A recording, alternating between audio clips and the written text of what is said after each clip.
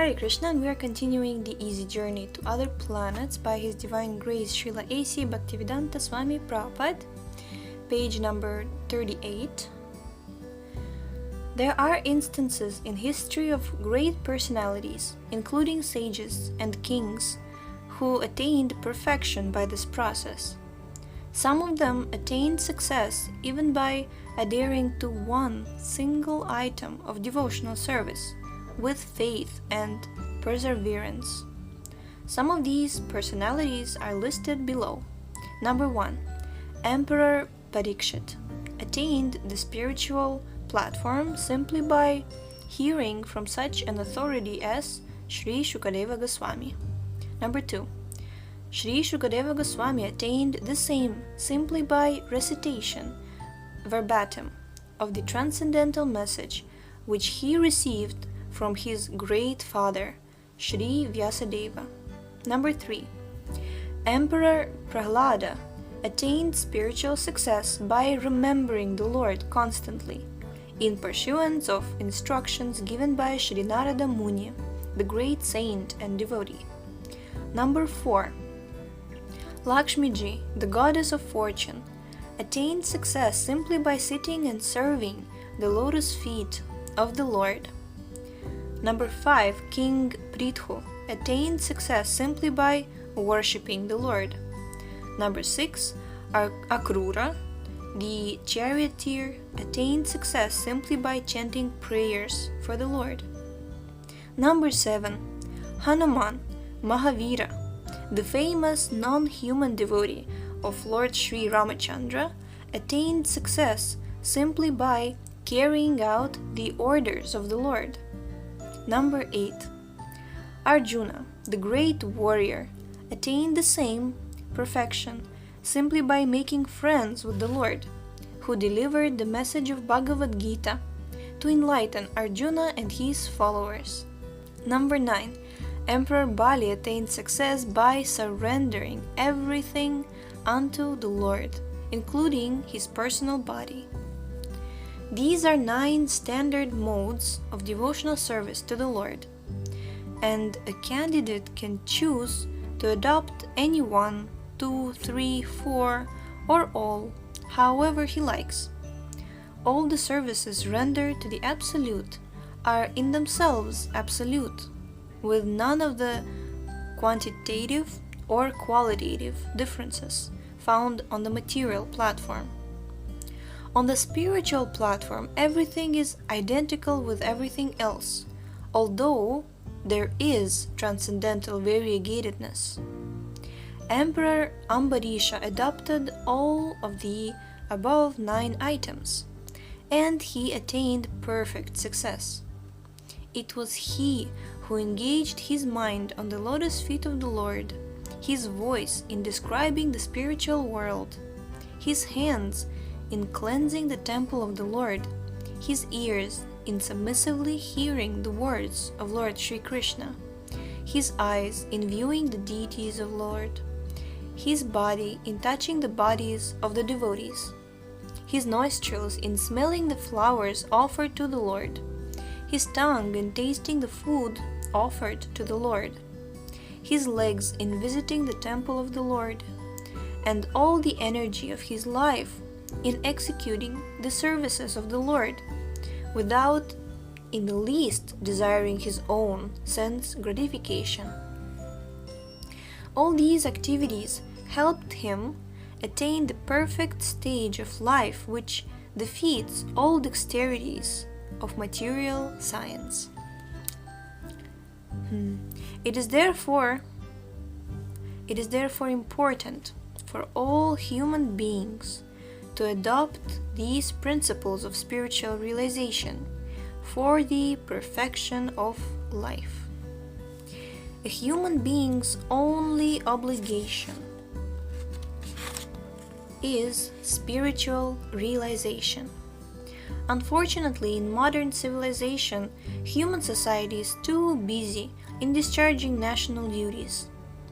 Actually, national duties, social duties, and humanitarian duties are obligatory only to those who are bereft of spiritual duties. As soon as a man takes his birth on this earth, not only does he have national, social, and humanitarian obligations, but he also has obligations to the demigods who supply air, light, water, etc. He also has obligations to the great sages who have left behind them vast treasure houses of knowledge to guide him throughout life. He has obligations to all kinds of living beings, to his forefathers, family members, and so forth and so on. But as soon as one engages himself in the one single obligatory duty, the duty of spiritual perfection, then he automatically liquidates all other obligations without having to make separate efforts. A devotee of the Lord is never a disturbing element in society. On the contrary, he is a great social asset. Since no sincere devotee is attracted to sinful actions, as soon as man becomes a pure devotee, he can do inestimable selfless service to society for the peace and prosperity of all concerned in this life and in the next. But even if such a devotee commits some offense, the Lord Himself rectifies it in no time. Therefore, there is no need for a devotee to cultivate materialistic knowledge, nor does a devotee need to renounce everything and live as a hermit. He can simply remain at home and execute devotional service smoothly in any order of life. And there are instances in history of extremely cruel men becoming kind-hearted simply by the execution of devotional service.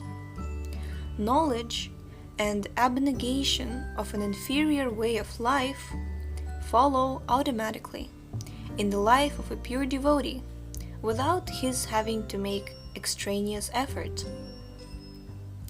The spiritual art and science of devotional service is the highest contribution of Indian sages to the rest of the world.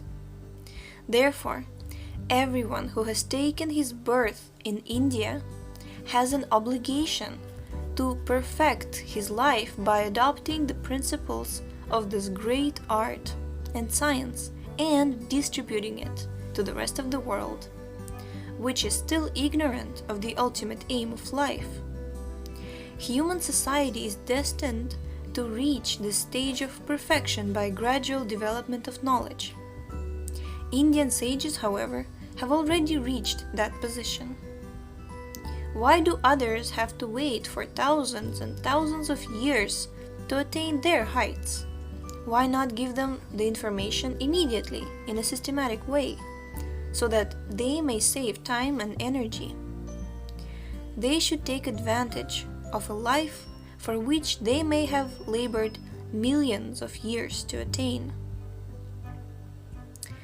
A Russian fiction writer is now contributing suggestions to the rest of the world that scientific progress can help man to live forever. Of course, he does not believe in a supreme being who is the creator. Yet, we welcome his suggestion because we know that actual progress in scientific knowledge will certainly take man to the spiritual sky and inform the scientist that there is a supreme creator who has full potencies beyond all materialistic scientific conceptions. Jai. As mentioned, every living being is eternal in form, but he has to change his outer coverings, gross and subtle, and this changing process is technically known as life and death. As long as a living being has to put on the shackles of material bondage, there is no relief from this changing process, which continues even in the highest stage of material life. The Russian fiction writer may speculate as fiction writers are apt to do.